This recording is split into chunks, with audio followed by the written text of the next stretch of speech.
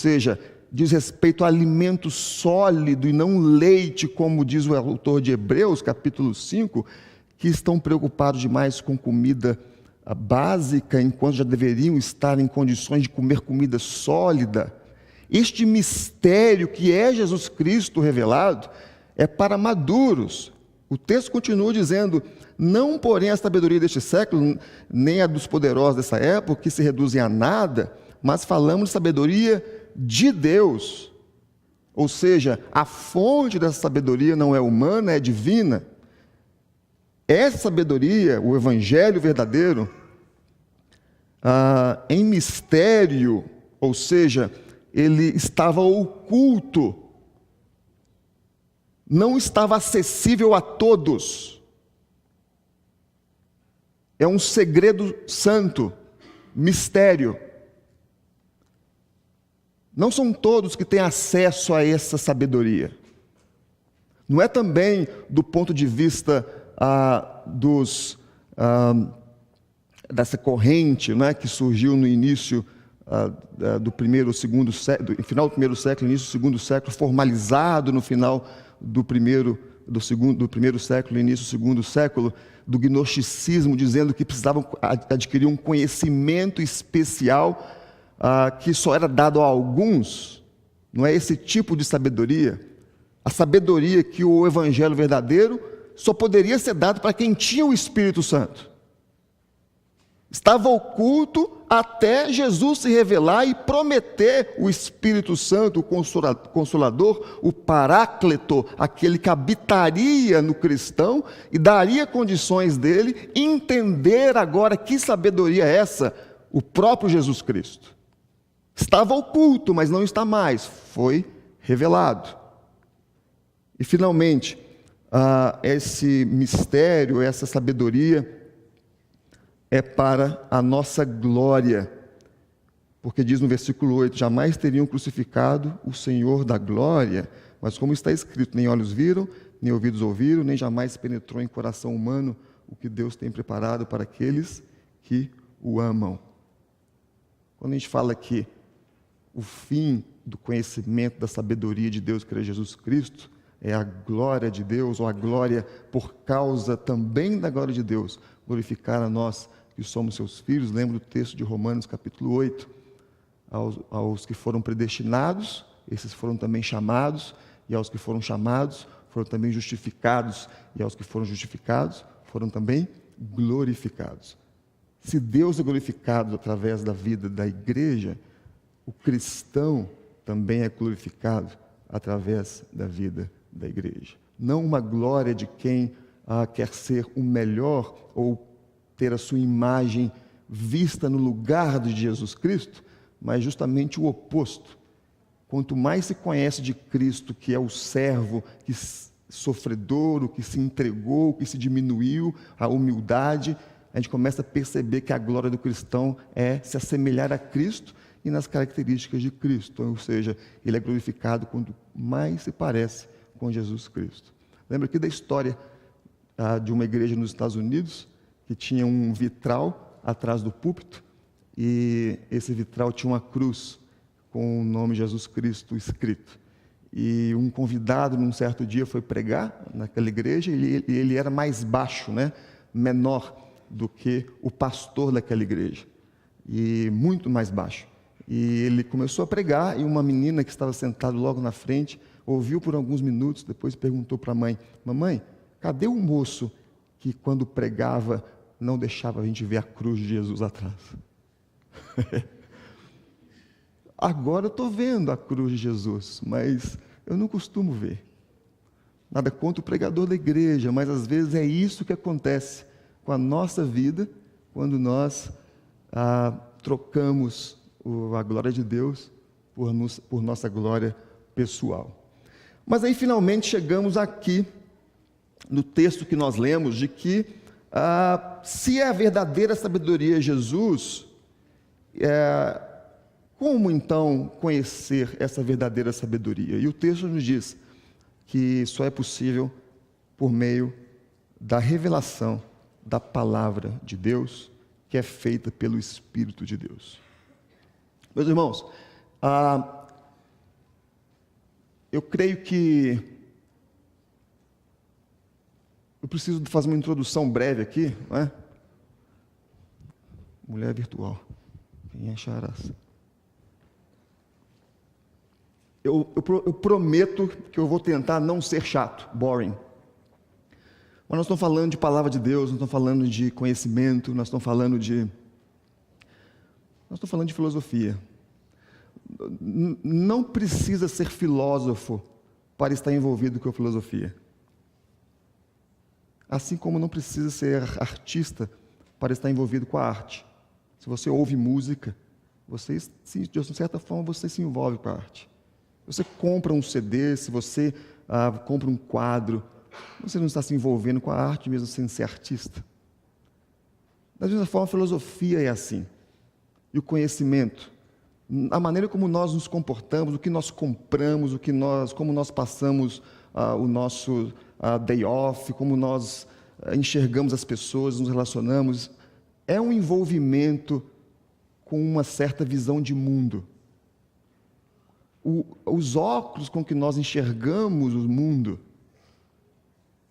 é um envolvimento nosso com o conhecimento e a história do conhecimento, que às vezes a gente não tem noção do que aconteceu. Semana passada o pastor Alexandre pregou aqui sobre Salomão, e a uma certa altura ele falou sobre conhecimento, entendimento e sabedoria. Você se lembra? Conhecimento é aquela informação que a gente recebe.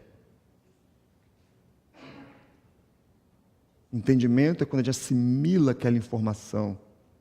Ou nas palavras a gente rumina, digere aquilo e passa a entender a informação. E sabedoria é quando a gente torna aquilo prático na nossa vida, viável, responde às nossas questões da vida.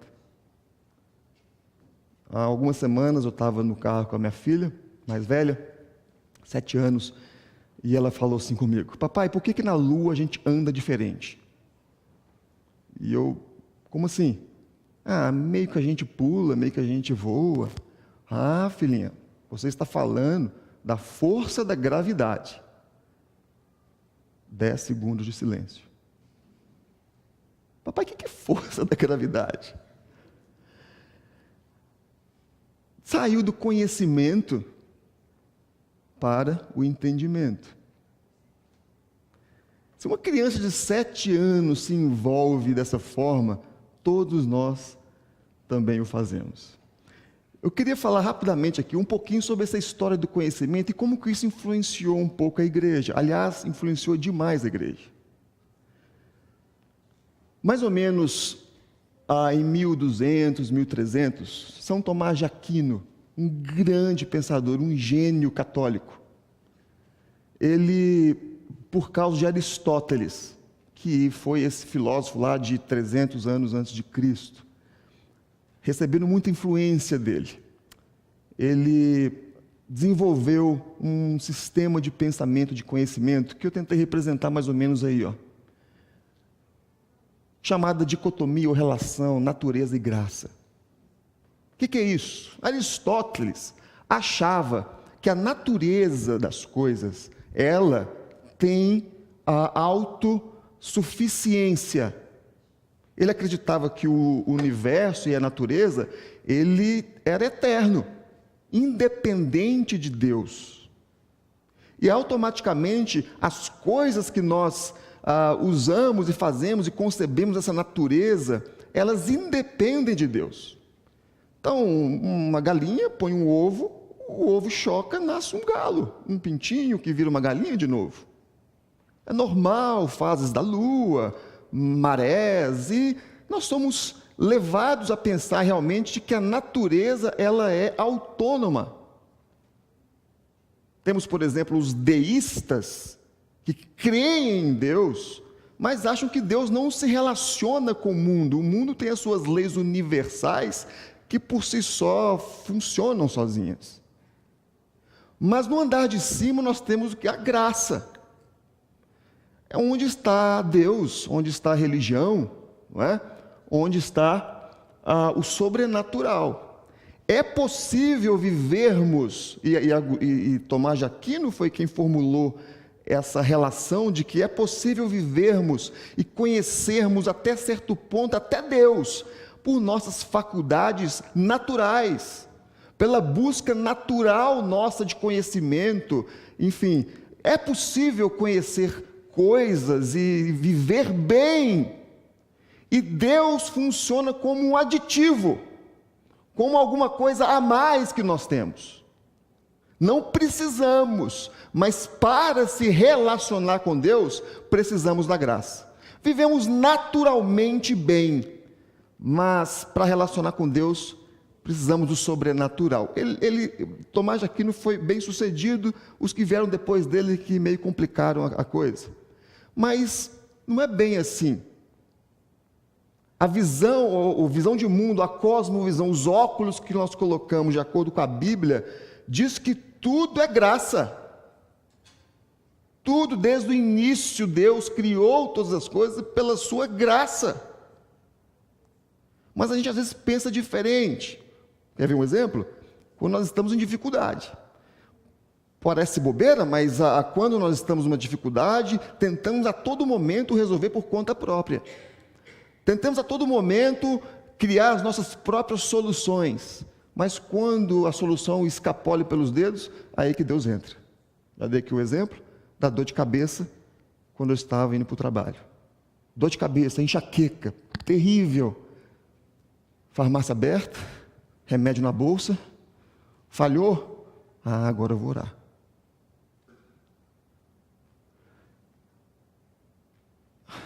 Precisamos entender que a cosmovisão bíblica, ela coloca a graça de Deus sustentando absolutamente todas as coisas e sempre. A palavra de Deus diz que por causa da misericórdia dele, que nós não somos consumidos, morremos. Só que piorou. O que era ruim ficou pior. Então nós temos, depois desse período, veio o iluminismo, ou após o iluminismo, e essa relação entre natureza e graça se transformou numa relação entre fato, que na verdade é tudo que conseguimos verificar, provar cientificamente, e no andar de cima, os valores morais, o que é socialmente construído.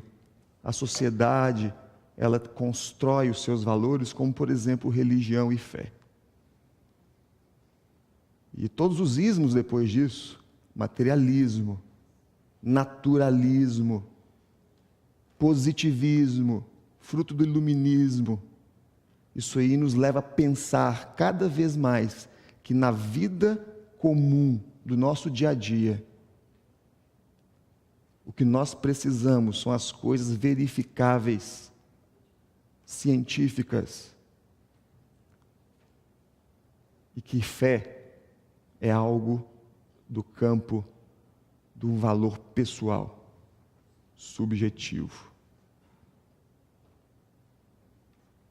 Cada vez mais a igreja está sendo enganada por essa corrente de pensamento que acha que não é possível colocar Deus na esfera da verdade. A verdade, ela só é possível quando ela é provada com argumentos, com experiências.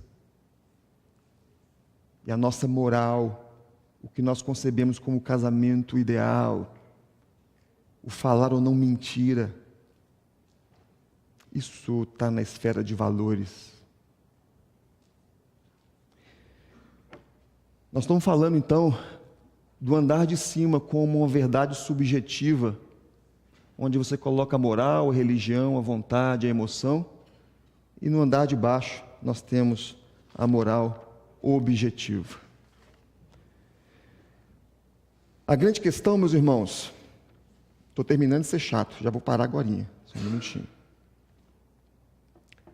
é que não satisfeitos em ser os detentores da verdade absoluta, eles tentam invadir o espaço dos valores cristãos. Então não é de hoje que o secularismo aí globalizado está tentando nos mostrar que a nossa forma de entender as coisas está errada. É uma invasão de baixo para cima. Eles tentam desconstruir valores a partir de supostas verdades. Então eles tentam, por exemplo, dizer, e quando eu falei aqui de Tomás de Aquino, houve um crescimento muito grande da conversa sobre razão, sobre conhecimento, porque foi o início das universidades, que a gente conhece como universidades modernas. A primeira delas, a Universidade de Paris, 1208. Matérias, a primeira delas, humanidades, aprendia artes, aprendia a oratória, e basicamente 3 cursos, teologia, direito e medicina.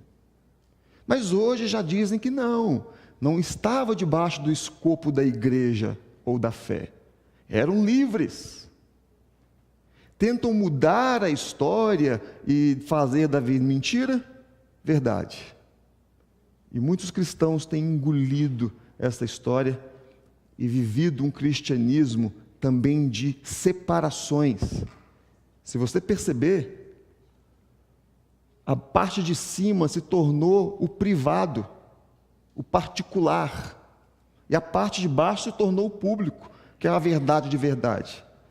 Se você lê qualquer jornal hoje em dia, ou revista, ou liga a televisão, quando se fala de fé, alguém vai ao microfone, fala de fé, fala da fé cristã especialmente, né? Ninguém está criticando tantas as outras religiões como criticam o cristianismo.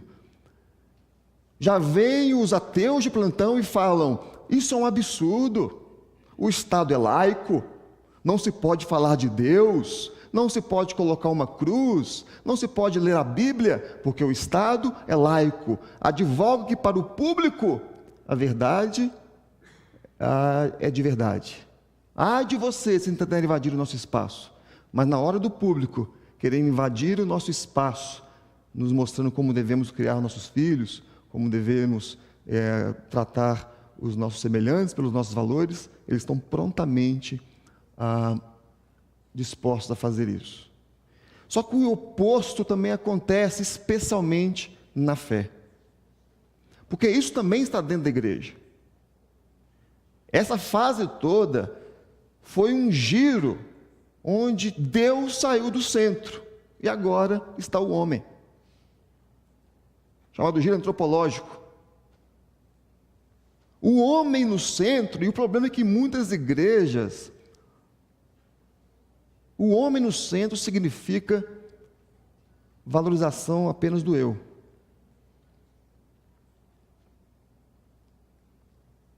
Na verdade, hoje nós temos muitos cristãos narcisistas. Narciso, um herói grego, mitologia conta, filho de um deus como a ninfa. Quando nasceu, foi dita a profecia, se não vir ou ver a própria imagem refletida, vai viver eternamente. Narciso dispensou todos os amores das mulheres e ignorou o próprio deus Eros. E por causa disso, ele caiu numa cilada, viu a própria imagem, era um homem muito bonito e ficou iludido. A palavra narciso vem de narcos, que quer dizer ilusão, daí a palavra narcótico. Ilusão. E ele ficou aprisionado ali, naquele espelho d'água. Tem muito crente narciso. O crente narciso é o que acha que tudo é para ele.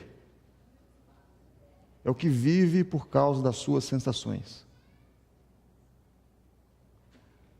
É o que transforma a vida cristã num conjunto de sensações.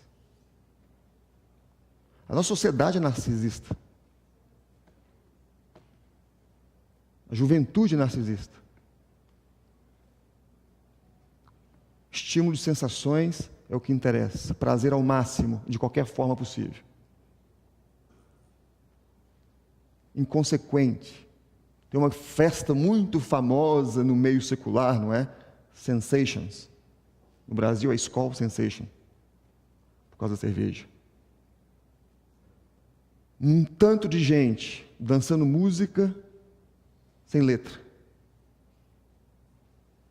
O mesmo ritmo. Consumindo drogas.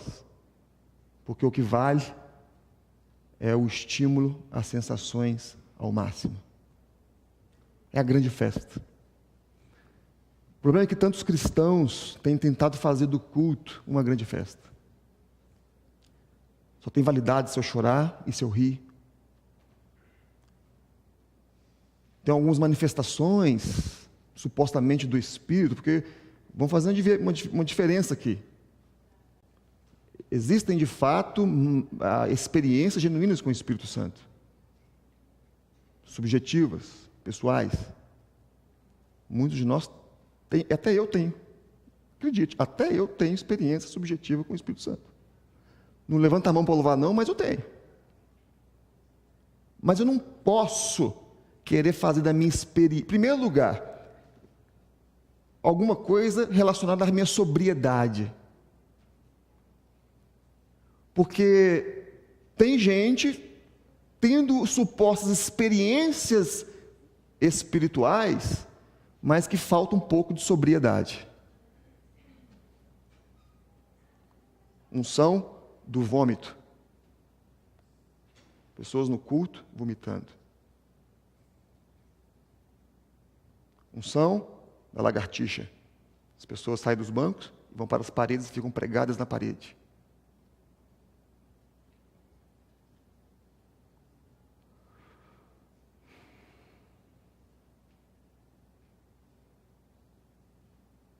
Que espírito é esse que tira a sobriedade das pessoas?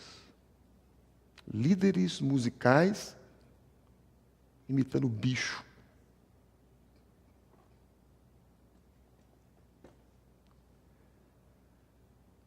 Esse é um problema. O outro problema é que nós, com as nossas experiências espirituais subjetivas, queremos impô-las aos outros,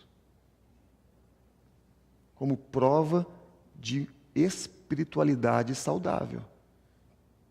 Então, se eu tenho as minhas experiências, por exemplo, de acordar de madrugada para orar e ter algumas elucidações bíblicas, eu não posso querer impor isso ao Denis, dizendo que, olha, crente de verdade acorda de madrugada e ora. Essa é a invasão do campo de cima no campo de baixo. É que eu quero tornar o que é subjetivo, objetivo dentro da igreja. E aí nós entramos no texto que nós lemos sobre a ação objetiva do Espírito na minha e na sua vida. Sem desconsiderar o que Ele faz comigo nas madrugadas e com você na sua vida pessoal. Mas existe alguma coisa muito mais importante que Ele tem feito, ou deveria estar fazendo, que é nos transformando na imagem de Jesus Cristo, para termos condições de só assim glorificar a Deus. O interessante é que, antes de falarmos propriamente do texto, é que essa turma secular aí, das duas camadas, eles sabem que essa visão de mundo, ela não atende às necessidades da vida. Vou dar um exemplo para os irmãos. Richard Dawkins é o ateu mais famoso hoje, não é? Um biólogo de Oxford, que tem se empenhado cada vez mais em combater o cristianismo.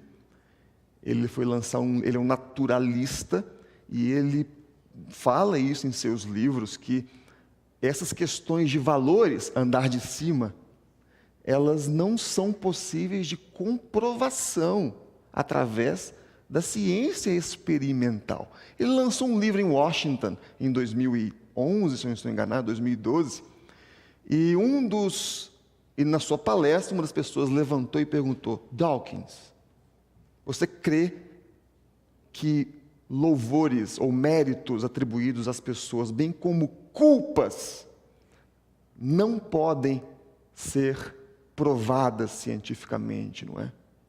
Acredito. Portanto, não tem validade, não é? Correto?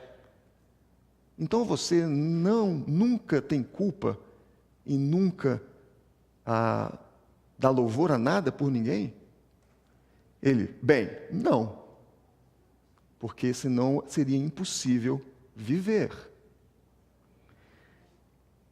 Existe um salto irracional entre o que eu acredito que está no andar de baixo, o que eu provo, o que as verdades verdadeiras, entre aspas, conseguem responder, e aquilo que eu vivo.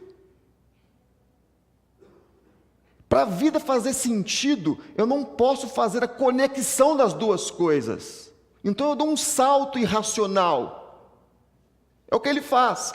Não, eu acredito nisso, mas para viver bem, eu tenho que dar louvor às pessoas, tenho que ter culpa de certas coisas. Francis Schaeffer, uma das mentes mais influentes, mentes cristãs do nosso século, não é? Ele disse que qualquer cosmovisão ou visão de mundo que não seja bíblica, ela não atende às expectativas da nossa vida. É igual você colocar um homem dentro de uma lata de lixo. Ele vai ficar dentro da lata, mas um braço, uma perna fica para fora. Não cabe. Somente a visão bíblica de mundo. Ela ajeita todas as coisas. Ela conforma todas as coisas. Mas o homem perdeu o sentido. Nesse giro de tirar Deus do centro, o homem perdeu o sentido da vida.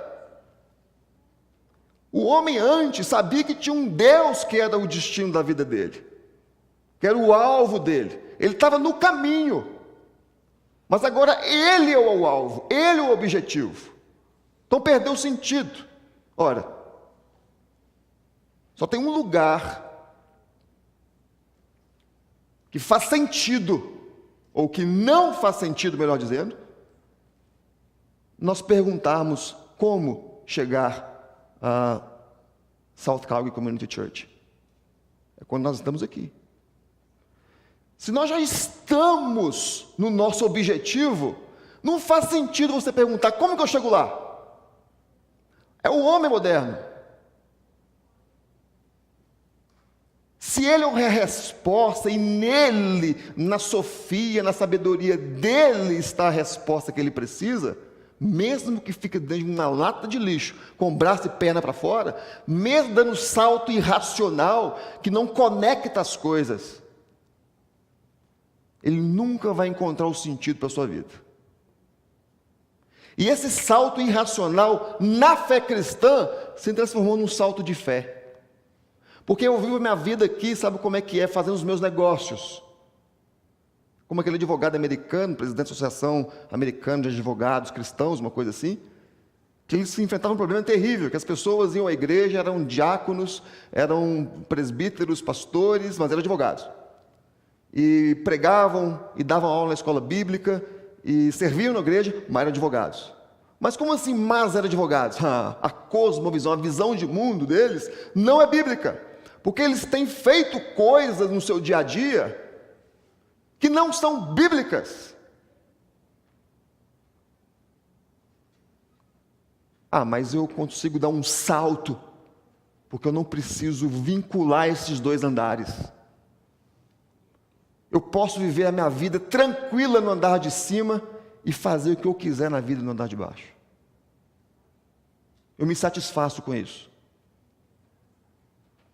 Ou a pessoa que acha que somente é possível ver Deus no andar de cima. O ordinário não é legal para mim, sabe como é que é? É como diz a música de Chico Buarque, não é? Todo dia eu acordo às 6 horas da manhã e tomo meu café. É o ordinário, não tem sentido, Deus não está no ordinário, Deus está no milagre.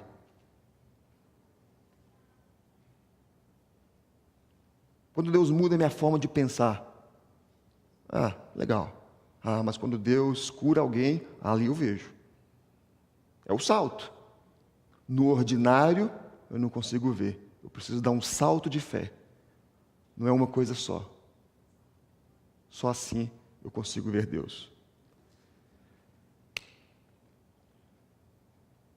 Lembro de professores que eu tive no seminário. Eu estudei num seminário liberal, teologicamente. Você via cada aberração. Graças a Deus pelos professores ruins que eu tive, porque eu pude valorizar os bons. Mas eu tinha professores que pregaram na sala de aula de um curso de teologia dizendo: Jesus Cristo não ressuscitou. Mas no domingo estavam pregando a Bíblia nas suas igrejas. É o salto. Eu preciso dar aula de teologia. Eu fui seduzido pelo conhecimento secular. Então eu dou aula de teologia. Ah, mas no final de semana eu sou pastor. É a minha espiritualidade.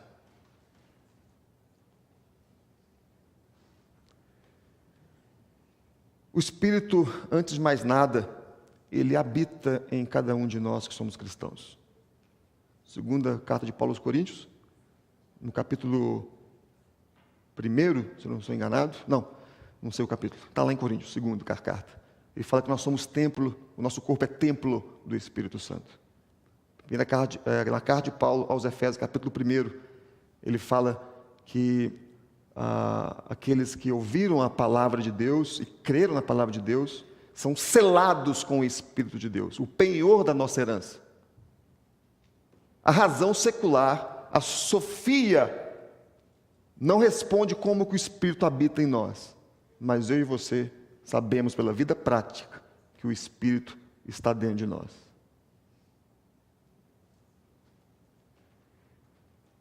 O Espírito, de acordo com o texto que nós lemos, no versículo 10 e 11, diz assim: mas Deus nos revelou pelo Espírito, porque o Espírito a todas as coisas perscruta, sonda, esquadrinha. Essa palavra aqui é a mesma palavra usada naquela ação que o oficial da alfândega faz para procurar queijo, rapadura, refrigerante na sua mala quando você volta do Brasil.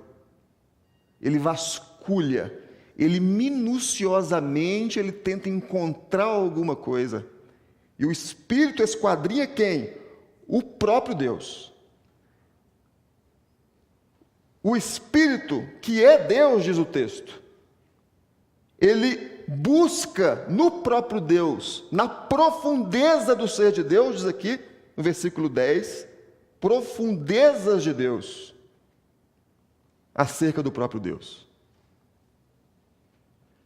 Não está relacionado a inteligência, QI, experiência, esperteza. Só o Espírito tem acesso às profundezas de Deus. Essa é a informação do capítulo, versículo 10 e 11. Porque qual dos homens sabe as coisas do homem, senão o seu próprio Espírito? Assim também as coisas de Deus, ninguém a conhece, senão o próprio Espírito. Só há um jeito de Deus ser investigado. E não é por nossas capacidades. Não é possível investigar Deus se o Espírito não fizer isso. Mas para que ele faz isso? E é o segundo ponto. O versículo 10 diz que nos revelou, ou a nós ele revelou. O Espírito sonda, ele esquadrinha para revelar. Só é possível conhecer Deus se Deus se revela a nós. Da mesma forma que só é possível você me conhecer, à medida que eu escolho o que você vai conhecer de mim.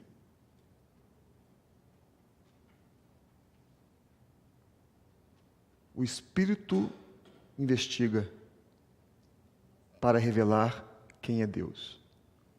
O nós aqui, ele é enfático. Lá no original, esse nós, ele tem uma ênfase especial. Que nós é esse? A maioria de nós tende a pensar que diz respeito a mim e a você. Mas não necessariamente. O nós aqui são os apóstolos. Não estou falando dos apóstolos modernos, esses que são cansados de serem chamados de pastores e falam assim, eu preciso de um nome mais bonito. Eu sou apóstolo. Não existem apóstolos hoje como nós tínhamos na época, os 12 de Jesus. Atos capítulo 2 fala que a igreja reunida perseverava na doutrina dos apóstolos. As colunas, as bases, os fundamentos da fé cristã, elas são alicerçadas, estão sustentadas pela doutrina que estes 12, que pode ser um número simbólico, provavelmente eram mais do que 12, receberam diretamente de Cristo e construíram esse escopo, não é? Essa gama de doutrinas, de pensamento, de valores que a igreja se sustenta. Então, o Espírito sonda Deus, só Ele pode fazer isso, com um objetivo, revelar Deus. Revelou para quem? Revelou para os apóstolos no Novo Testamento, ou profetas no Antigo Testamento, não é? Lembrando que o profeta do Antigo Testamento, ele profetizava baseado no que já havia sido dado por Deus como sendo a sua lei, tanto moral quanto cerimonial e legal. Sempre um apelo a essa lei para passar a mensagem, mesmo que seja ela preditiva do futuro, mas é sempre um retorno ao que Deus já havia dito, não é? Porque a maioria da profecia do Antigo Testamento era cobrando as pessoas, olha, vocês não estão fiéis a Deus, conforme foi dado para vocês por Moisés. O apóstolo, então, do Novo Testamento, ele é o responsável por receber essa revelação, e o que ele faz? Da mesma forma que o Espírito revela, é papel dele revelar essa revelação. A revelação, então, gente, ela é objetiva. Isso você percebe na sua vida. Você, antes de ser crente, você lia a Bíblia e não entendia nada. Não entendia nada. Se você entende hoje quem é Deus pela revelação das Escrituras, é porque tem sido revelado. Como que isso é feito? E o terceiro ponto, a revelação se dá por meio da inspiração. Eu já estou caminhando para o final. Assim como o Espírito Santo não guardou para si, os apóstolos também não o fizeram. A igreja não fez. E a inspiração, meus irmãos, ela foi verbal. Isso é muito importante, porque o mesmo Espírito que sondou é o Espírito que inspirou cada um dos apóstolos a escrever o que foi escrito, para revelar a Deus apropriadamente. Isso não quer dizer que a palavra foi ditada, eles não eram escribas. Você vê, por exemplo, em Lucas capítulo 1, Lucas escreveu Lucas e Atos. E ele começa a sua carta dizendo, olha, excelentíssimo Teófilo, um amigo, estou escrevendo essas coisas, muitos já escreveram algumas coisas, estou escrevendo essas coisas depois de muita investigação. A ideia de que a inspiração é Deus movendo as pessoas a trabalharem, investigarem, para revelarem Deus. Não quer dizer que a revelação dada aos apóstolos, cada palavra seja revelação. Por exemplo, você vê no livro de Levítico, que lá ele chama o morcego de ave. Você pode falar, a palavra de Deus não é verdadeira, porque a gente sabe que morcego é um mamífero. Não é a palavra, mas é o princípio por trás, respeitando estilos literários, respeitando a própria pessoa. E o fato da palavra não conter erros, não quer dizer que ela afirma tudo o que contém. Vou repetir. A palavra de Deus não erra, não contém erros, mas ao mesmo tempo, ela não afirma tudo o que nela contém. Por exemplo, Jó. Jó recebe informação de um tanto de amigo e dão opinião que basicamente falam que, ô Jó, essas coisas estão acontecendo com você, Jó. Você está perdendo tudo porque você não foi fiel a Deus. E lá no final, Deus fala, olha, você, com os amigos, vocês não falam de mim apropriadamente. Ou seja, o que nós entendemos é que o que os amigos de Jó falavam não é a vontade de Deus. Você vê no Novo Testamento, algumas pessoas no livro de Atos batizando em nome de Jesus. Não é o batismo em nome de Jesus que Jesus Cristo ensina, é o batismo em nome do Pai, do Filho e do Espírito Santo. Esse tipo de inspiração dada pelo Espírito Santo aos escritores, ele é passado por nós e entendido por nós, e meu ponto final é pela iluminação do Espírito Santo. Então, o Espírito perscruta, ou sonda, ou investiga Deus, o Espírito revela Deus, o Espírito inspira os autores bíblicos, inspira sua palavra. É um erro, portanto, dizer que a Bíblia é humana, a autoria da Bíblia é divina. Também é um erro dizer que ela é só divina, ela é um mixo dos dois. Deus fala através de homens. E, por fim, Deus ilumina o nosso entendimento. Ora, se nós temos o Espírito, e se a inspiração é espiritual, o entendimento também é. Só os que possuem o Espírito, portanto, podem descobrir Deus. Agora a ação é subjetiva. Agora é você e Deus. É a sua leitura. É a sua oração. É a sua obediência. É o seu compromisso. É o conhecimento transformado em entendimento e aplicável à sua vida, sabedoria. Torna-se glória porque você aplica a sua vida.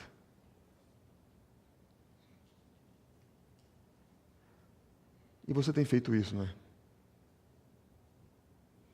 Porque quando você perdoa alguém que te trai, ou te pisa no calo, alguém que fofoca com você a seu respeito, você não faz isso porque você é inteligente, esperto, experimentado. Você faz isso porque você tem o Espírito. Você faz isso porque você entendeu que um princípio bíblico muito mais forte de qualquer sabedoria do mundo. Quando você passa por uma dificuldade muito grande, por um sofrimento, e ainda assim tem paz no seu coração, você sabe que isso não é dado pela sua inteligência. Você sabe que isso não é dado pela sua capacidade, pela sua esperteza. Você sabe que tem alguma coisa que é bem verdadeira na sua vida, mas talvez você não consiga expressar por palavras, como diz aqui o pastor Jaime na sua oração.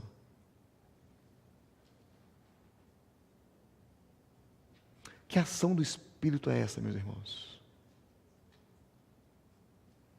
Como que eu posso negligenciar essa ação do Espírito? Como que um pastor que sobe aqui, como nós somos tão abençoados, o pastor Jaime, não é? E o pastor Alexandre também. Como que um pastor como este sobe aqui, nos falam, e nós às vezes tecemos um comentário dizendo, eu acho que o Espírito não está nele não. Porque ele não gritou. Como que nós reduzimos o Espírito a uma coisa tão pequena? Esquecemos que ele tem feito nós tão miseráveis, cada dia mais parecidos com Jesus Cristo. Que razão que responde um Horatio Gates Spafford, na música que nós cantamos, Sou Feliz, compor essa música num navio, indo dos Estados Unidos para Londres. Depois do capitão do navio chegou para ele e falou, seu Horatio, é o seguinte, foi aqui, nesse ponto exatamente, que suas 4 filhas morreram semana passada. Como que ele consegue dizer sou feliz com Jesus, depois de perder 4 filhas de uma só vez? num naufrágio, sendo que um ano antes tinha perdido o filho, o único filho homem de uma doença grave. E nós queremos o nosso mundo tão racional, que faz uma ponte tão bem lógica sobre todas as coisas. E nós querendo andar pelas paredes, ver anjo de 9 metros de altura, como disse Kenneth Reagan. Engraçado que ele estava numa sala e viu um anjo de 9 metros de altura. Que pé direito dessa sala, né? Nós queremos o extraordinário, mas nós esquecemos que nós vivemos no ordinário. Aí nós temos as nossas experiências subjetivas com o Espírito, mas continuamos fofocando, porque o ordinário são as coisas comuns. Deus não está aqui. Deus está aqui. Se nós entendemos a graça de Deus e a ação do Espírito em nós, nós fazemos a graça de Deus completa na nossa vida. A adoração não é domingo à noite, a adoração é um estilo de vida. A adoração não é cantar, a adoração é sacrifício. Que ação do Espírito é essa? Que olha para mim e para você, tão limitados, e fala assim: vai glorificar a Deus. Meu amigo, meu irmão, a gente não sabe tratar nem a nossa mulher, nossos filhos direito. Como que nós vamos glorificar a Deus? Como nós vamos revelar quem Deus é, o Criador de todas as coisas?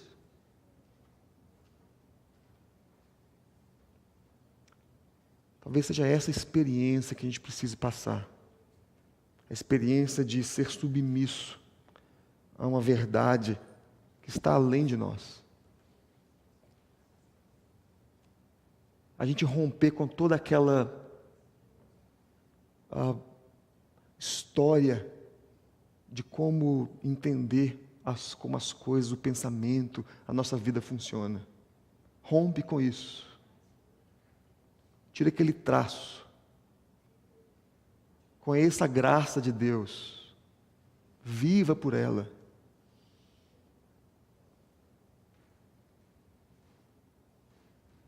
Eu fico pensando se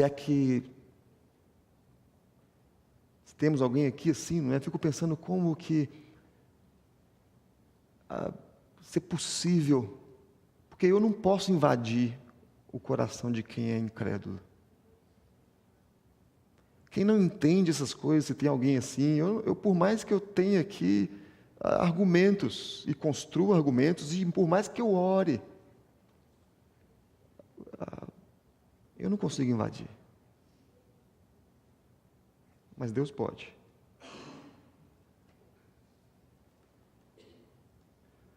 Será que não está na hora de a gente pensar que a ação do Espírito, ela tem que trazer o bem da igreja e não o meu bem pessoal?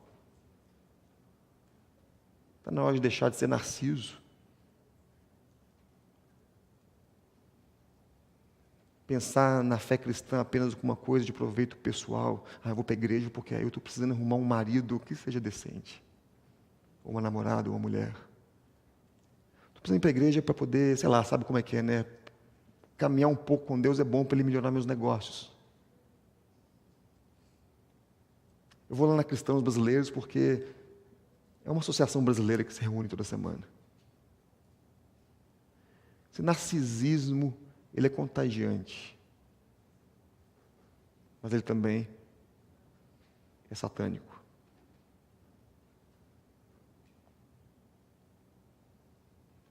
Queria dar um exemplo, encerrar, não é? Com uma frase de um pensador, de um evangelista escocês do século XIX. Acho que eu passei aqui. Cadê você? William Robert Smith, ele viveu no século XIX, um evangelista, ele disse: se me perguntarem por que eu concebo a Escritura como palavra de Deus, eu respondo: porque a Bíblia é o único registro do amor redentor de Deus. Porque somente na Bíblia eu encontro Deus se aproximando de nós em Jesus Cristo e declarando-nos nele sua vontade para a nossa salvação. Este registro eu sei ser verdadeiro pelo testemunho do seu Espírito no meu coração, pelo que sou assegurado de que ninguém, senão Deus, é capaz de falar tais palavras à minha alma. A minha oração, minha vontade, meus irmãos, meu desejo é que, de alguma forma, que talvez a gente não entenda muito bem, porque talvez estejamos pensando com as propriedades erradas, sem a fonte correta. Mas meu desejo é que, se temos o Espírito de Deus, é que estejamos atentos ao que Ele tem revelado para nós. O que nós temos feito com este conhecimento, com esse entendimento e com essa sabedoria verdadeira. Você pode fechar seus olhos e orar comigo.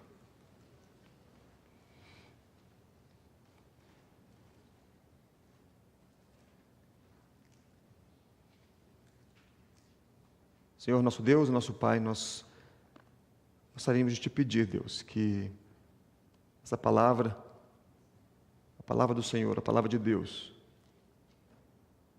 ela encontre um lugar seguro em nossos corações, em nossa mente, de maneira a, pelo poder do Teu Espírito Santo, que habita em nós, como selo de que somos propriedade do Senhor,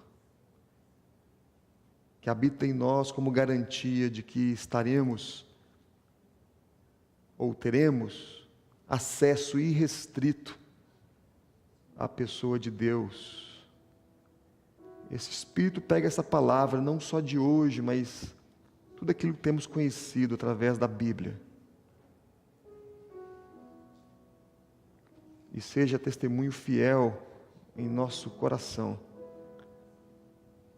como diz esse escritor, nosso irmão, para que cada dia mais, Deus, conhecendo a Tua vontade, possamos viver por ela. Rogo a Ti, Deus, que a ação conjunta do Teu Espírito com a Tua palavra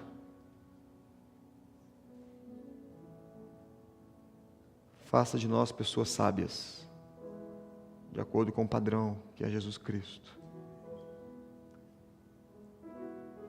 Que essa verdade, a absoluta, chamada Evangelho, ela seja realidade para nós, verdade para nós. Não só aqui no domingo à noite, não somente quando cantamos ou oramos, mas seja realidade para nós no nosso dia a dia.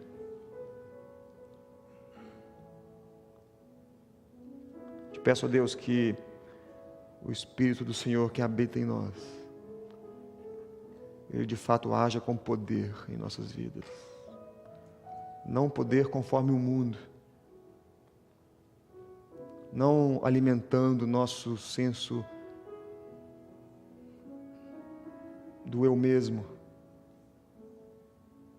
o nosso narcisismo,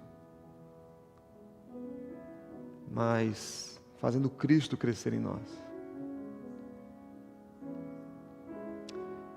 Te peço, Pai, que se alguém aqui não tem o Teu Espírito porque não ainda creu ou se entregou a Ti, que de alguma forma o Senhor use isso para impactar a vida dele. Sabemos que a ausência do Teu Espírito não é possível o entendimento, mas eu clamo por Tua misericórdia na vida dessa pessoa.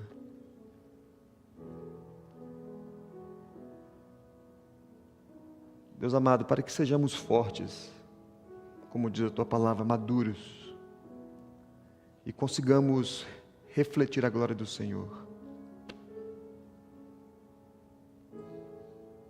Eu te peço que o Senhor nos dê provas ou provações, provações da nossa fé para que sejamos aprovados por Ti. Nos dê situações, Deus, nos dê condições de exercitarmos aquilo que entendemos como sendo Evangelho. Seja no nosso trabalho, na nossa escola, em casa.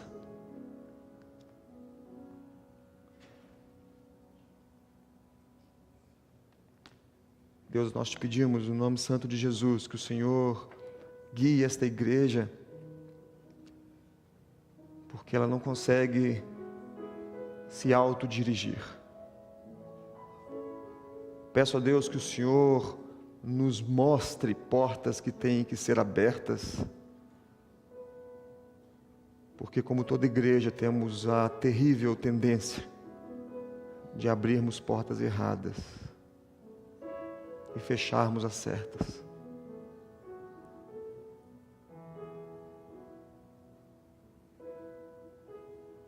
Te peço, Deus, pela tua misericórdia, que o Senhor capacite cada líder, presbítero, líder de ministérios, pastores dessa igreja, porque por nossas capacidades,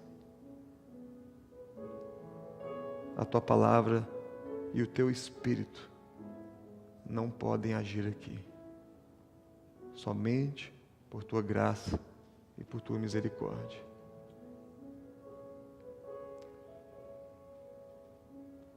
E que o amor de Deus Pai, a graça do nosso Senhor Jesus Cristo,